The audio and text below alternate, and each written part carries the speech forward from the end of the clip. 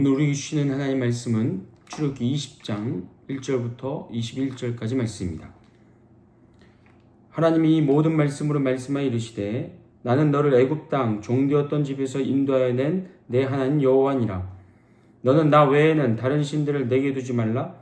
너를 위하여 새긴 우상을 만들지 말고 또 위로 하늘에 있는 것이나 아래로 땅에 있는 것이나 땅 아래 물속에 있는 것의 어떤 형상도 만들지 말며 그것들에게 절하지 말며 그것들을 섬기지 말라. 나 내 하나님 여호와는 질투하는 하나님인즉 나를 미워하는 자의 죄를 갚되 아버지로부터 아들에게로 3, 4대까지 이르게 하거니와 나를 사랑하고 내 계명을 지키는 자에게는 1000대까지 은혜를 베푸느니라.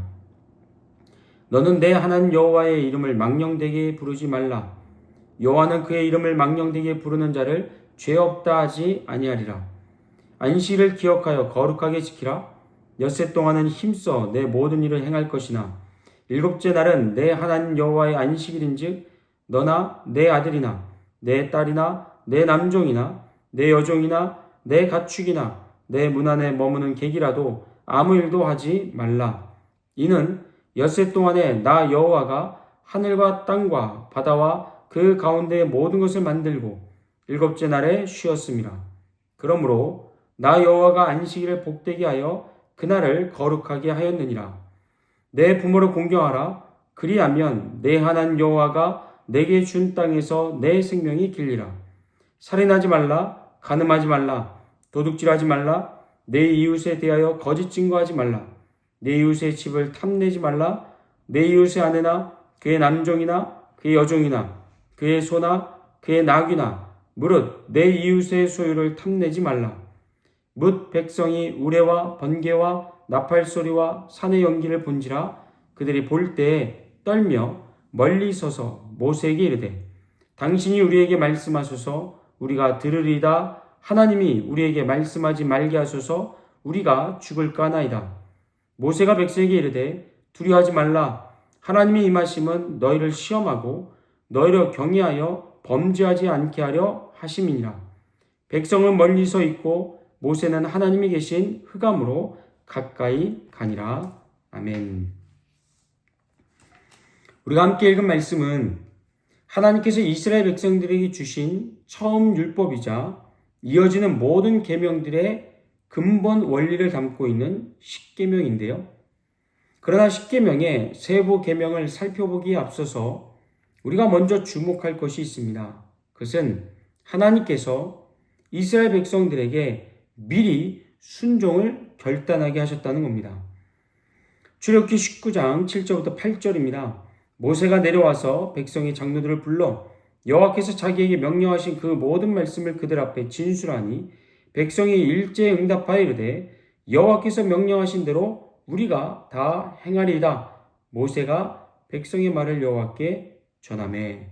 아멘. 보시는 것처럼 십계명이 주어지기 전에 하나님께서는 그 계명에 대한 순종을 요구하셨고 백성들은 일제히 아멘으로 화답하였습니다. 이어 하나님은 이스라엘 백성들에게 최고 수준의 성결함과 하나님과의 거리 두기를 또한 명령하셨는데요. 출애굽기 19장 10절부터 12절입니다. 여호와께서 모세에게 이르시되 너는 백성에게로 가서 오늘과 내일 그들을 성결하게 하며 그들에게 옷을 빨게 하고 준비하게 하여 셋째 날을 기다리게 하라. 이는 셋째 날에 나 여호와가 온 백성의 목전에서 시내산에 강림할 것이니 너는 백성을 위하여 주위의 경계를 정하고 이르기를 너희는 삼가 산에 오르거나 그 경계를 침범하지 말지니 산을 침범하는 자는 반드시 죽임을 당할 것이라. 아멘. 이처럼 하나님께서 이스라엘 백성들을 철저하게 준비시키신 이유는 그 이후에 주어질 십계명의 권위를 부여하기 위함이었습니다. 그래서 십계명을 지키는 것은 선택사항이 아니라 언제 어떤 상황에서도 반드시 지켜야만 하는 하나님의 엄중한 명령임을 이스라엘 백성들에게 각인시켜 주고자 이렇게 말씀하신 건데요. 이것을 위하여 하나님은 십계명을 수여하신 후에 한 가지 경험을 더해 주십니다. 그것은 바로 두려움이었습니다. 본문 18절부터 19절입니다. 뭇 백성이 우레와 번개와 나팔소리와 산의 연기를 본지라 그들이 볼 때에 떨며 멀리 서서 모세에게 이르되 당신이 우리에게 말씀하소서 우리가 들으리이다. 하나님이 우리에게 말씀하시지 말게 하소서 우리가 죽을까 하나이다. 아멘. 당시 이스라엘 백성들에게 두려움을 안겨주었던 우레, 번개, 나팔소리, 산의 연기는 인간의 눈으로 볼 수 없는 하나님의 임재와 영광을 가시적으로 보여주는 현상이었습니다. 근데 중요한 건 이런 현상들이 없었다가 갑자기 나타난 게 아니었다는 겁니다. 출애굽기 19장 16절을 보면 하나님은 시내산에 강림하실 때부터 이것들을 몸에 두르고 계셨습니다. 그러나 그때는 백성들이 보고도 별 문제가 없었다가 십계명이 선포된 후에 백성들의 태도가 달라졌다는 거죠. 그것은 하나님께서 그분의 위엄과 영광을 더 무겁고 더 장엄하게 나타내셨기 때문이었습니다. 그리고 이것은 또한 십계명의 권위를 최대한 높여서 이스라엘 백성들이 반드시 십계명을 지킬 수 있도록 하기 위한 한 가지 방편이었다는 것입니다. 이처럼 하나님께서 중요하게 여기신 이 십계명 가운데 오늘은 첫 번째와 두 번째 계명을 살펴보고 나머지는 이후에 보도록 하겠습니다. 오늘 본문 3절부터 4절입니다. 너는 나 외에는 다른 신들을 내게 두지 말라. 너를 위하여 새긴 우상을 만들지 말고 또 위로 하늘에 있는 것이나 아래로 땅에 있는 것이나 땅 아래 물속에 있는 것의 어떤 형상도 만들지 말며. 아멘. 보시는 것처럼 첫 번째와 두 번째 계명은 모두가 하나님 외에 다른 신들, 즉 우상 숭배와 관련이 있는데요. 하나님께서 두 번 연속 그것도 처음과 두 번째 계명에서 우상 숭배를 경계하시고 금지하신 이유는 그 당시 고대인의 사고방식과 문화양식이 다신교적인 배경 속에 있었기 때문이었습니다. 더욱이 장차 이스라엘 백성들이 정착하고 거주하게 될 가나안 땅은 고립된 지역이나 외딴 섬이 아니었습니다. 반대로 유럽과 아시아, 아프리카 이렇게 세 개의 대륙의 나들목으로서 가나안 땅은 다신교적인 문화와 풍습에 완전히 노출되어져 있었습니다. 때문에 하나님은 이스라엘 백성들이 우상 숭배의 유혹을 받더라도 이것을 단호하게 물리치고 여호와 하나님만을 섬길 수 있도록 처음 두 계명을 우상 숭배를 근절하는 데에 할애한 것이었습니다. 그러나 이런 문화적인 배경 외에 하나님께서 우상 숭배를 배척하신 이유가 더 있는데요. 첫째는 하나님 외에 다른 신들은 모두가 가짜요 헛된 신이라는 것이 증명되었기 때문이었습니다. 여러분 어디서 이 사실이 증명되었습니까? 당시 최강대국이었던 애굽에서 그것도 하나님의 손으로 직접 모든 하나님 외에 다른 신들이 헛되다는 것을 하나님이 증명하셨습니다. 전에 말씀드렸듯이 애굽에 내려졌던 10가지 재앙들은 바로와 애굽 사람들의 악행에 대한 심판인 동시에 애굽인들이 신으로 섬겼던 우상들을 멸망시키는 것에 목표를 두었습니다. 그래서 나일강을 붉은 피로 물들인 것은 나일강의 수호신인 크눔과 하피를 타겟으로 했고요. 개구리 재앙은 개구리 머리를 한 헤케트 신을, 파리 재앙은 창조와 부활의 신으로 추앙받았던 케프리 신을 공략한 것이었습니다. 하지만 그 어떤 애굽의 신도 여호와 하나님의 공격을 막거나 물리치지를 못했고요. 그렇게 애굽의 신들은 모두가 헛되고 거짓되다는 것이 만천하에 증명되었기 때문에 하나님께서 우상 숭배를 금지하신 것이었습니다. 이어 두 번째 이유는 하나님께서 이스라엘 백성들을 너무나도 사랑하셨기 때문이었습니다.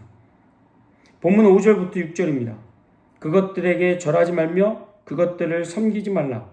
나 내 하나님 여호와는 질투하는 하나님인즉 나를 미워하는 자의 죄를 갚되 아버지로부터 아들에게로 3, 4대까지 이르게 하거니와 나를 사랑하고 내 계명을 지키는 자에게는 1000대까지 은혜를 베푸느니라. 아멘. 여러분, 하나님께서 스스로를 어떤 분으로 묘사하고 있습니까? 나 내 하나님 여호와는 질투하는 하나님이라 말씀합니다. 보통 우리가 질투라는 감정은 결핍에서 비롯되는 부정적인 감정으로 이해합니다. 예를 들어 내가 사랑하는 사람의 관심을 누군가에게 빼앗긴다거나 또는 나에게 없는 것을 다른 사람이 소유하고 있는 걸 보면서 이 질투라는 감정을 우리는 느끼는데요. 그러나 하나님의 질투는 우리 인간적인 것과 성격이 다릅니다. 하나님의 질투는 하나님 자신의 어떠한 결핍, 즉 하나님의 백성들에게 충분한 사랑을 받지 못하는 데서 오는 결핍 때문이 아니라는 거죠. 하나님은 완전하신 분이시기 때문에 어떠한 결핍도 갖지 않으시며 누군가에게도 부러움을 갖지 않으십니다. 그럼 하나님의 질투는 어디서 오는 것인가? 바로 하나님의 사랑을 충분히 누리지 못하는 하나님의 백성들을 향한 안타까움에서 비롯되는 감정입니다. 다시 말해, 하나님께서 우상 숭배에 빠진 백성들을 향해서 질투하시는 이유는요, 그들이 하나님의 사랑을 충분히 누리지 못한 결과 하나님의 복과 은혜를 놓치는 모습에 대한 안타까움에서 질투라는 감정이 비롯되었다는 겁니다. 여러분, 하나님께서 하나님의 계명을 지키고 하나님을 사랑하는 자에게 어떠한 사랑을 베푼다고 말씀합니까? 1000대까지 베푸신답니다. 이 1000대란 숫자 그대로의 의미가 아니라 영원함을 의미합니다. 그런데 우리 하나님은 공의로우시기 때문에 또한 하나님의 말씀에 순종하지 않고 우상 숭배에 빠지는 자들에 대하여 하나님은 또한 어떻게 말씀하십니까? 그런 자들의 죄를 갚되 아버지로부터 아들에게로 3, 4대까지 반드시 징계하신다고 하나님 말씀하십니다. 그런데요, 3, 4대와 1000대 둘 중에 무엇이 더 크고 위대합니까? 1000대까지 베푸시는 하나님의 은혜와 사랑이 더 크고 위대합니다. 다시 말하면 얼마든지 죄를 지었다가도 회개하고 돌아오면 하나님 베푸시는 은혜로 말미암아, 복으로 말미암아 그 전에 당했던 징계를 다 회복하고도 남을 만큼 하나님의 은혜와 사랑이 하나님의 저주와 징계보다 훨씬 더 위대합니다. 그럼에도 하나님께서 하나님의 사랑보다 하나님의 징계를, 저주를 앞세운 이유가 있습니다. 그것은 뭐냐면 3, 4대까지 이르는 하나님의 사랑에 비하면 정말 보잘것없는 그런 하나님의 징계조차 당하지 말라는 겁니다. 그 징계로 인하여 하나님께 받아야 되는 복과 은혜를 놓치지 말라는 겁니다. 그런 안타까운 마음으로 하나님께서 하나님의 징계를, 하나님의 공의를 더 앞세우셨다는 겁니다. 사랑하는 성도 여러분, 하나님의 백성들을 향한 하나님의 마음은 과거나 지금이나 조금도 변함이 없으십니다. 다시 말하여 하나님께서는 오늘 우리도 1000대까지 이르는 하나님의 사랑을 영원토록 누리시기를 원하십니다. 우상숭배에 빠져 하나님의 계명에 불순종하여 하나님께 징계를 받느라 놓치지 않도록, 하나님의 은혜와 복을 놓치지 않도록 하나님께서 우리에게도 동일한 십계명을 주시고 말씀을 주고 계시다는 것입니다.